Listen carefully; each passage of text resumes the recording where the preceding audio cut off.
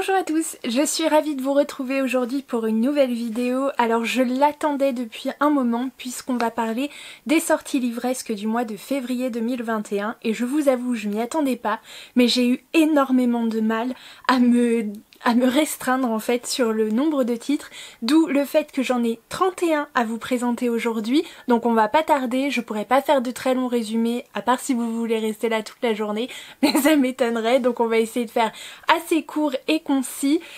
Sinon, je pense que je vais organiser par rapport à d'habitude, toujours dans l'ordre chronologique de sortie, mais quand même par thématique. Je vais vous présenter d'abord les sorties grand format, puis une sélection de sorties poche, parce que je trouve ça intéressant, surtout en ce moment où j'essaye de limiter légèrement mon budget achat livresque, voilà.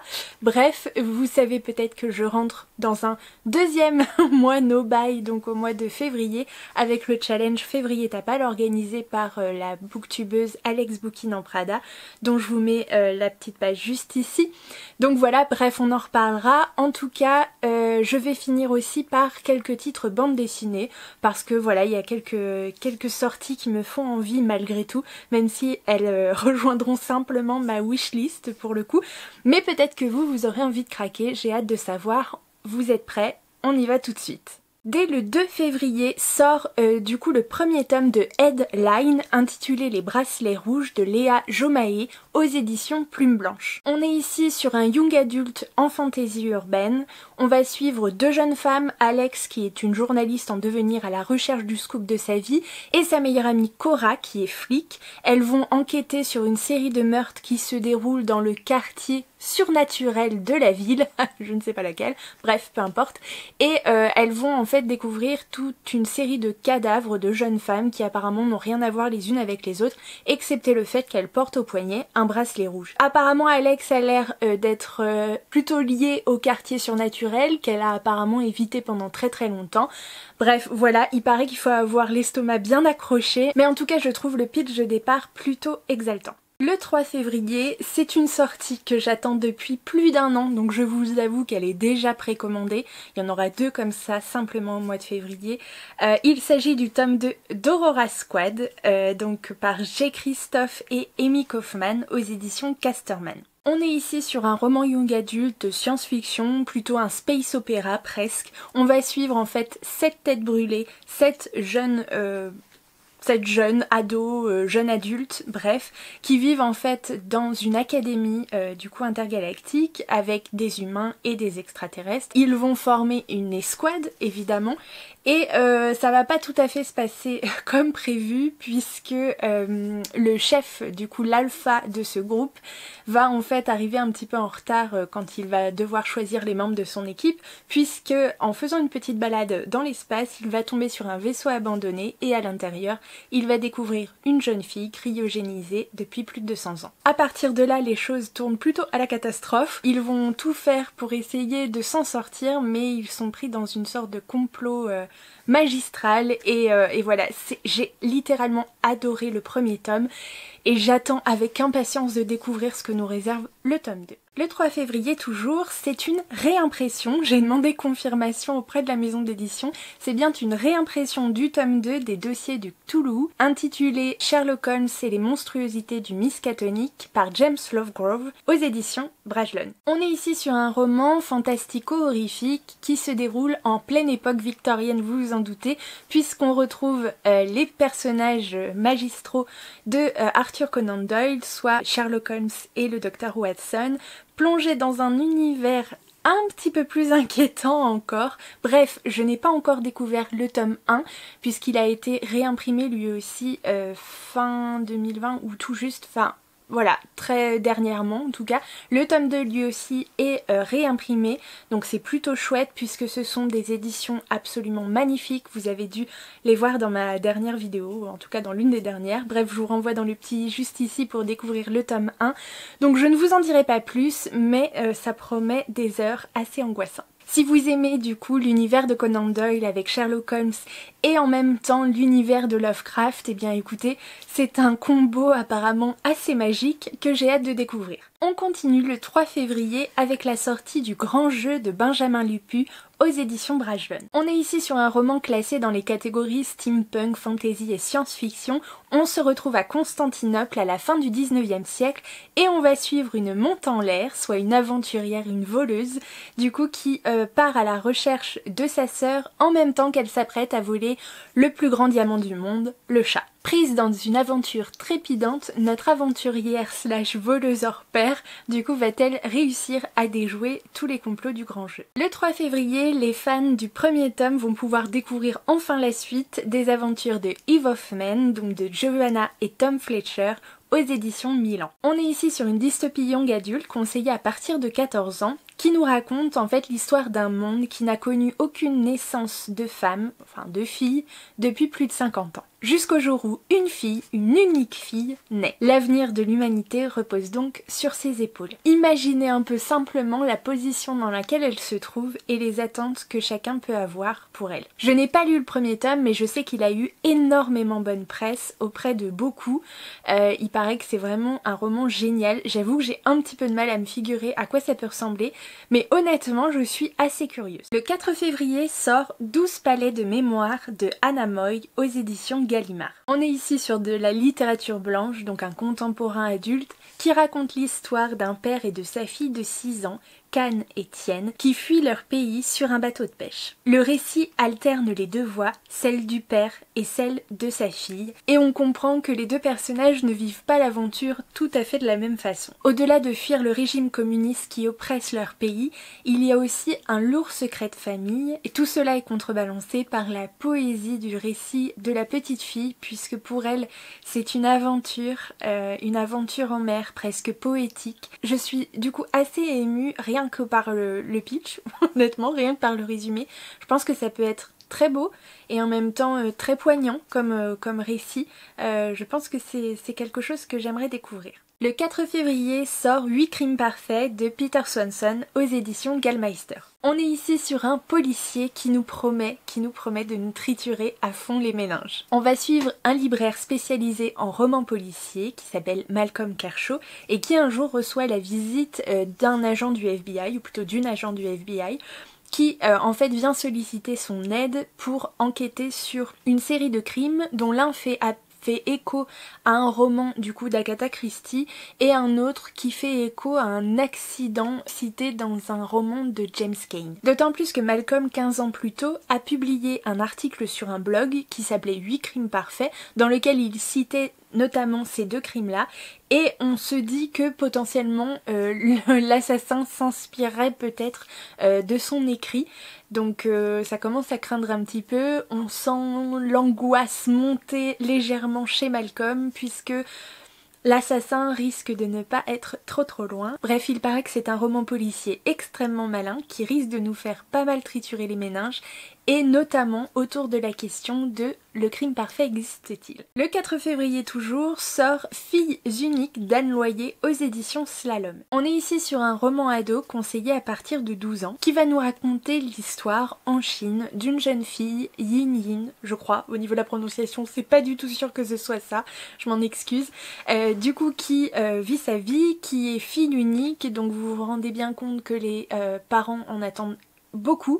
Il y a vraiment une course à l'excellence pour cette jeune fille jusqu'au jour où elle apprend que sa meilleure amie va être grande sœur et cette nouvelle va débloquer en elle un torrent d'émotions qu'elle ne comprend pas et quand elle va parler de ça à sa famille elle va se retrouver face à un mur et donc elle est bien décidée à briser un petit peu ce silence pour comprendre du coup ce manque un petit peu qui l'habite. On se doute un petit peu de quoi ça va parler mais je n'attends qu'être surprise. En tout cas c'est un roman qui moi m'appelle extrêmement, je trouve que le sujet est très intéressant donc j'ai hâte d'en savoir plus. Le 4 février toujours sort le tome 2 de Magic Charlie d'Audrey Alouette aux éditions Gallimard Jeunesse. On est ici sur un roman jeunesse de fantasy qui va raconter l'histoire du jeune Charlie, très proche de sa grand-mère du coup, qui a des capacités hors du commun mais qui ne connaît pas du tout l'histoire des magiciens. dont apparemment il fait quand même partie, ce qui est un peu bête. Le jour où sa grand-mère est en difficulté, il n'a d'autre choix que de rentrer en apprentissage pour devenir apprenti magicien. Je ne veux pas trop vous en dire, simplement sachez que l'autrice nous plonge véritablement dans un univers de fantasy, un univers merveilleux, à la croisée des univers de Terry Pratchett, J.K. Rowling ou encore Miyazaki. Bref, rien que ça, moi déjà j'y suis. Le tome 1 attend malheureusement dans ma pile à lire depuis au moins 1 an. Je ne sais pas ce que j'attends pour le sortir parce que franchement, je le sais déjà. C'est un titre que je sais déjà que je vais adorer. Donc voilà, le tome 2 est sorti et c'est peut-être ça que j'attendais pour me lancer. On continue le 4 février avec le premier tome de la trilogie Cendrillon 2.0 intitulé Il était une fangirl d'Ashley Poston aux éditions Lumen. On est ici sur un roman ado qui va parler de l'histoire de Cendrillon mais un petit peu à la mode geek, un peu à la mode fangirl. On va donc suivre elle, qui est une jeune fille qui est absolument fan de la saga de science-fiction Starfield, dont son père était lui aussi absolument fan avant qu'il ne meure. Alors quand le reboot de la saga est annoncé, elle est totalement hystérique, totalement folle de joie, jusqu'au moment où elle apprend qui va jouer le rôle principal. En effet, il s'agit de Darian Freeman, qui est un petit acteur de série pour adolescentes. Elle est totalement dévastée, elle va montrer du coup à quel point elle n'est pas contente en le pourrissant sur les réseaux sociaux, ce qu'il ne faut pas faire. On est ici, je pense vous l'aurez compris, sur une trilogie un petit peu romantique qui revisite les contes de fées sous l'angle de la fangirlitude. C'est un roman qui a été salué pour sa sensibilité, son charme, ses dialogues à mourir de rire et tous ses clins d'œil aux films, livres et séries que nous connaissons tous. On poursuit le 4 février avec la sortie du premier tome de la nouvelle saga fantastique Éclat d'étoiles par Neil Chesterman dans la collection R. Vous connaissez peut-être l'auteur pour sa célèbre saga La Faucheuse. On est ici sur un roman young adulte, donc fantastique, dystopique, bref, on va suivre 3 filles, 3 garçons et une étoile maléfique. Quand ces 6 ados s'aperçoivent qu'ils sont pourvus de pouvoirs absolument monstrueux, ce n'est qu'ensemble qu'ils vont réussir peut-être à découvrir le pourquoi du comment et potentiellement à vaincre ces forces maléfiques. Je ne pourrais pas vous en dire plus, je nous laisse le suspense, mais en tout cas c'est le Neil Chesterman et apparemment ça vaut carrément le coup. Cette fois le 10 février sort le 2e tome d'une saga qui a encore fait beaucoup parler d'elle en 2020. Il s'agit de Babel Corp, donc le tome 2 intitulé Eden de Scott Rentgen aux éditions Milan. On est ici sur un roman young adulte conseillé à partir de 10 ans, donc qui fait partie d'une trilogie science-fiction, plutôt space opéra. On va suivre Emmett, un jeune qui est embarqué sur le Genesis 11, un vaisseau de la compagnie Babel Corp, qui propose à d'autres ados défavorisés comme lui de récolter sur la planète Eden une substance fossile ultra puissante, la Noxolite. Or, seuls les meilleurs sont apparemment autorisés à débarquer. Pour cela, il va y avoir apparemment une sorte de compétition dans le tome 1, un peu à la mode Hunger Games, clairement. Le tome 1 a fait un tollé général pour tous ceux qui l'ont lu, vraiment ça a été un coup de cœur pour beaucoup. Malheureusement, je trouve qu'on n'en a pas entendu beaucoup parler. Le tome 1 est effectivement dans ma palle, j'espère le sortir très prochainement. En attendant, je sais, ça me rassure que le tome 2 soit déjà sorti. Le 11 février sort Il est le Jessamine de Kathleen Starling aux éditions Le Chat Noir. On est ici sur un roman fantastico-gothique d'un peu moins de 200 pages qui va nous parler de Lady Evelyn Perdanou qui est un magnat des transports maritimes qui lui permet de contrôler la ville de Delphinium, jusqu'au jour où une maladie inconnue frappe les habitants, provoquant une étrange obsession qui conduit inéluctablement à la mort. Convaincue d'être liée d'une façon ou d'une autre à cette épidémie, Lady Evelyn se retire dans sa demeure, entre paranoïa et secret empoisonné, résolue à déraciner ce fléau avant qu'il ne détruise tout sur son passage. Je ne connais pas bien les romans fantastico-gothiques, mais je vous avoue que ce qui m'a convaincue, c'est le travail éditorial de la maison d'édition Le Chat Noir.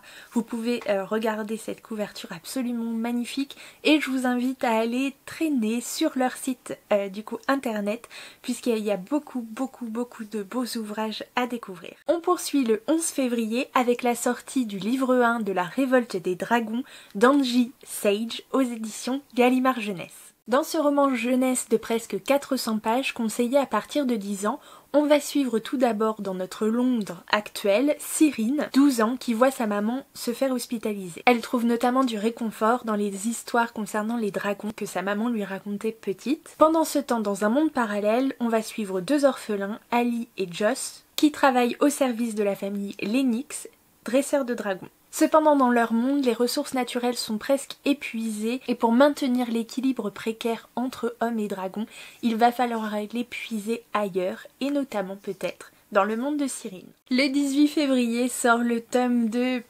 d'une saga qu'on a découvert, d'une réédition d'une saga qu'on a découvert en 2020 et qu'on a absolument pratiquement tous adoré.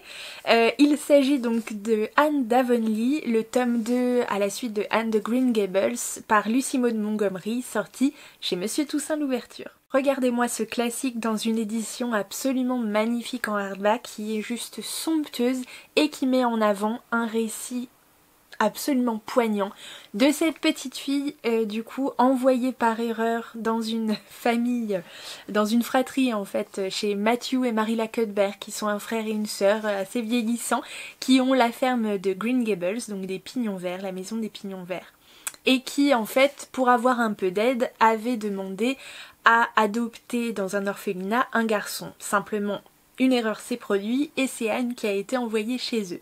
Bon gré mal gré, ils vont finir par la garder. Et cette petite fille, cette petite rousse absolument pleine de vie, drôle, exaltée, intelligente, dramatique, une personnalité comme on n'en fait plus, va se retrouver dans cette famille à apporter du coup sa joie de vivre, ses émotions, son exaltation pour à peu près tout. Son féminisme avant l'heure, bref, et elle va du coup essayer de trouver ses marques dans cette nouvelle vie à l'école avec ses amis, ses amours, bref, plein de choses. Et franchement, pour avoir découvert la série Netflix il y a quelques mois, en 2020, j'ai été subjuguée vraiment, rien que par la série et par le jeu des acteurs qui était, je trouve, très bon.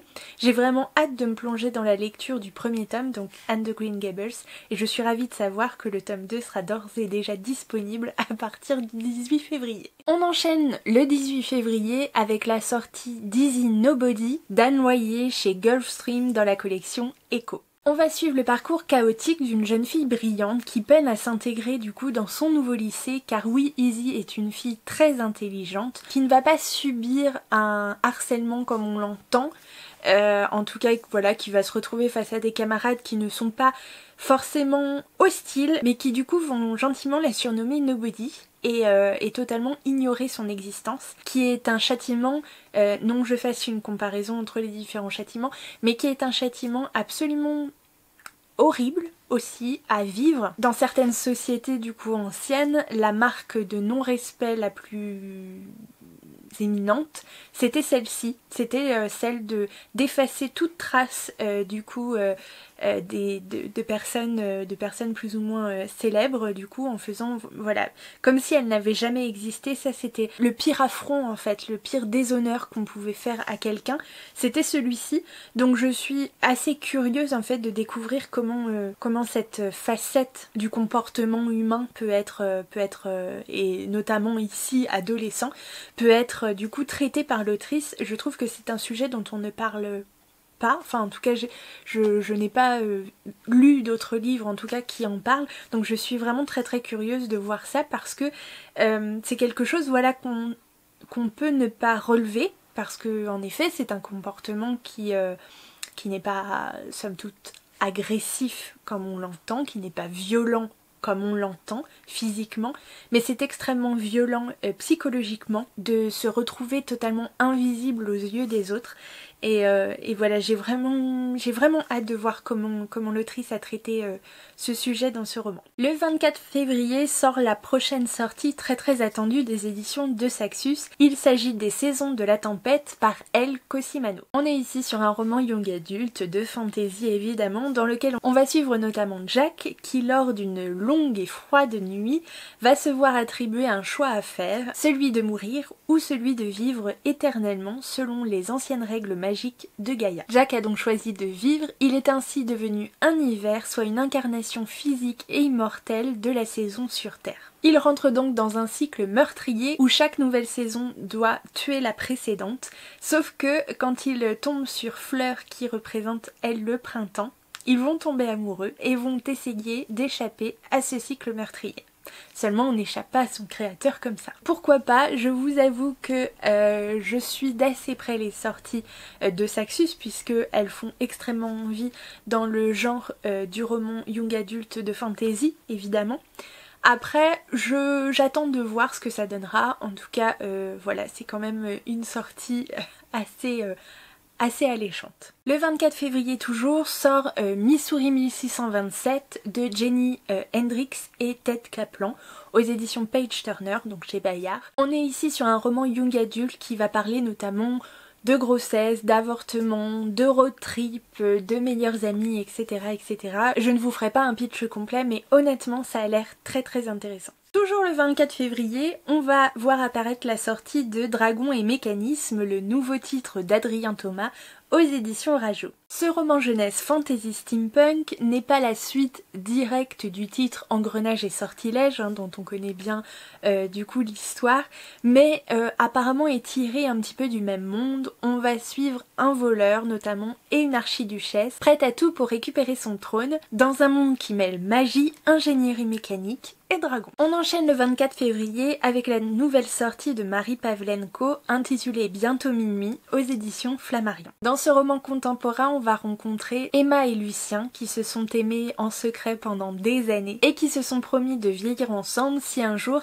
ils perdaient respectivement leur moitié. Quand Emma, veuve depuis 7 ans, apprend que Lucien vient lui aussi de perdre sa femme, elle espère alors qu'ils puissent ainsi tenir leur promesse. Sauf que la mémoire de Lucien n'est plus ce qu'elle était, elle chancelle fortement et celui-ci rentre en maison de retraite. Bientôt minuit, c'est l'histoire d'une plongée au cœur d'une marge, celle des personnes âgées qu'on prive de tout désir, de tout libre arbitre, mais qui sont et qui ont envie d'être jusqu'à la fin. Toujours le 24 février, on enchaîne avec le nouveau roman Midnight Club de Christopher Pike aux éditions Hachette Roman. Dans ce roman adolescent, on va suivre dans un hôpital 5 jeunes atteints de pathologies assez graves qui se retrouvent chaque soir à minuit pour se raconter des histoires effrayantes, réelles ou non, ou un peu des deux parfois, jusqu'à ce qu'une nuit, ils décident de faire un pacte. Quand l'un des 5 mourra, il devra donner un signe aux 4 autres. Une incroyable histoire commence alors, s'enchaînent guérison soudaine, histoire d'amour, départ soudain et révélations extraordinaires. La vie ou la mort n'en a décidément pas terminé avec eux. Sachez qu'apparemment, le roman de Christopher Pike sera bientôt adapté en série sur Netflix. On passe désormais aux sorties poche, on retourne le 3 février et je vous propose cette fois Le Petit Café des Grands Romantiques de Tash Skilton aux éditions Harlequin. Dans cette comédie romantique, un peu enemies to lovers, on va suivre une réinterprétation de l'histoire de Cyrano de Bergerac puisqu'on va suivre Miles qui exerce le métier de doublure amoureuse. Je vous laisse imaginer à quoi ça peut correspondre. Il se fait donc passer pour ses clients sur les sites de rencontres afin de tenter de séduire leur crush. Zoé, elle, est venue à New York pour devenir scénariste et elle se retrouve à exercer un petit peu le même métier. Ces deux-là se retrouvent à travailler en fait au même endroit, dans un café. Ils se détestent, ils ne peuvent pas se supporter et vous vous rendez bien compte qu'ils vont probablement s'écrire mutuellement ne sachant pas qui est l'un et qui est l'autre. Bref, voilà, c'est apparemment très drôle. Je trouve que voilà, le pitch, je l'ai peut-être pas très bien raconté, mais est assez excitant. Je vous invite à cliquer sur le lien en barre d'infos. Vous aurez le résumé un peu plus complet. Et du coup, je pense que ça peut être une comédie romantique assez sympathique, assez légère et assez drôle pour ces froides soirées d'hiver. Ce qui est assez marrant à noter, c'est que Tash Skilton, c'est en fait le pseudonyme de 2 autrices qui se sont rencontrées sur Twitter, je crois, sur les réseaux sociaux, et donc ça leur a donné l'idée en fait de montrer que les rencontres virtuelles ne sont pas toujours vaines, puisque là ça a été un coup de foudre amical. Le 3 février encore, on va pouvoir découvrir en format poche La fille du docteur Baudouin de Marie-Aude Muraille, la célèbre autrice de la saga Sauveur et Fils, donc toujours chez École des loisirs. On est ici sur un roman ado ado conseillé à partir de 13 ans qui va aborder les thèmes de la grossesse, de l'avortement et aussi du statut de la femme. Je m'arrêterai là pour le résumé. Alex Bouquin Prada en a très bien parlé elle-même. Je vous invite à aller découvrir ses vidéos si vous ne connaissez pas. Voilà, si ça vous tente, n'hésitez pas, c'est du Mario de Muraille, à mon avis, on peut y aller les yeux fermés. On ne s'arrête pas sur notre lancée, le 3 février toujours, sort en version poche L'Empire électrique de Victor Fleury, sorti aux éditions Brajlon en 2017. Je ne m'aventurerai pas à vous faire un résumé, clairement pas. Je sais qu'on est sur une série de nouvelles qui va rassembler les héros littéraires les plus connus tels Sherlock Holmes, le capitaine Nemo, un descendant du docteur Frankenstein, bref, tout plein de héros tout particuliers. Bref, je vous laisse découvrir. C'est apparemment d'une réjouissance absolument folle et livré à un rythme endiablé par le nouveau talent du steampunk à la française. On poursuit le même jour et toujours aux mêmes éditions, donc Brajlon en version poche. On va pouvoir découvrir Mycroft Holmes de Karim Abdul-Jabbar et Anna Waterhouse. Là encore, pour le résumé complet, je vous invite à aller checker en barre d'infos les liens. On va simplement, pour mon plus grand plaisir, pouvoir découvrir un autre aspect du célèbre monde, du célèbre univers de Sherlock Holmes que j'adore, vous commencez à le savoir. Donc voilà, Mycroft Holmes c'est le frère simplement de Sherlock Holmes et ici il va devenir le personnage principal et je suis vraiment très curieuse de découvrir ce que les auteurs ont pu en faire. Le 4 février, vous allez pouvoir découvrir un roman dont je vous parlais tout à l'heure en version poche. Il s'agit du premier tome de La Faucheuse par Neil Chesterman aux éditions PKJ. Ce roman young adulte de science-fiction, ici d'à peu près 600 pages, a été récompensé vraiment énormément de fois en 2018.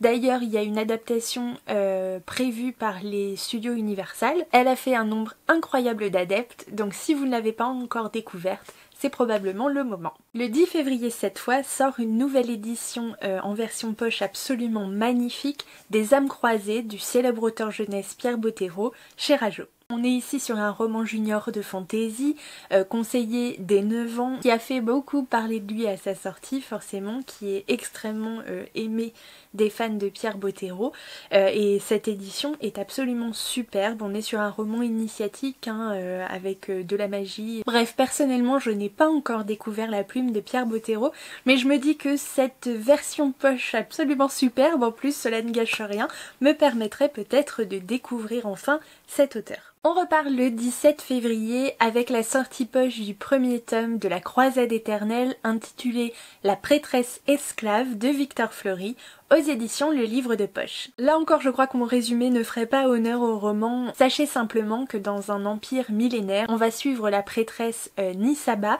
qui est au service, bien malgré elle, de l'héritier royal à Courgal. Celui-ci n'étant pas forcément un personnage très sympathique, très recommandable, du coup doté en plus de pouvoirs assez mystiques, et quand celui-ci va décider de partir en croisade, Nisaba n'a d'autre choix, puisque c'est une prêtresse esclave, de le suivre, laissant derrière elle son fils. Elle va malgré tout faire, alors que secrets et complots se multiplient dans l'entourage de son maître, de le protéger et de sauver l'empire tout entier. Apparemment c'est une intrigue tout simplement palpitante et Victor Fleury posséderait, je ne la connais pas encore, mais une plume très agréable et très fluide.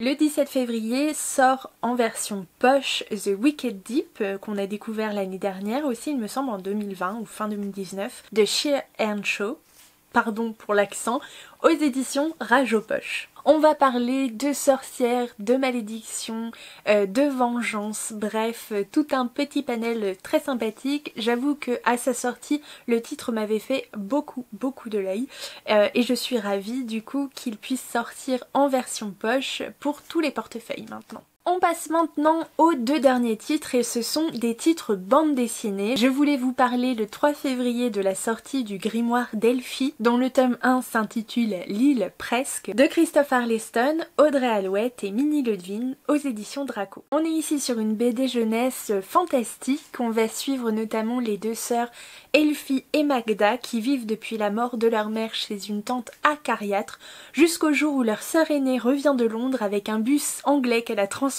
en librairie qui va leur permettre d'aller de village en village. Commence alors une toute nouvelle aventure. Bref, rien qu'à voir moi déjà la couverture, j'adore l'esprit d'Audrey Alouette, j'adore le dessin du coup, la colorisation a l'air juste superbe et en plus connaissant les sorties que nous fait Draco ces derniers temps, moi je fonce les yeux fermés. Et pour finir, le 19 février sort le tome 1 de Wild End, intitulé Première lueur d'Abnet et Kulbar aux éditions Kinaï. Lower Crowchurch est une petite communauté qui vit dans les années 30 jusqu'au jour où ce monde est un petit peu, comment dire, bouleversé par l'arrivée d'extraterrestres. Alors ça peut vous paraître comme ça totalement ouf, mais honnêtement ces petits animaux, moi j'étais déjà pareil, j'étais déjà à fond dedans.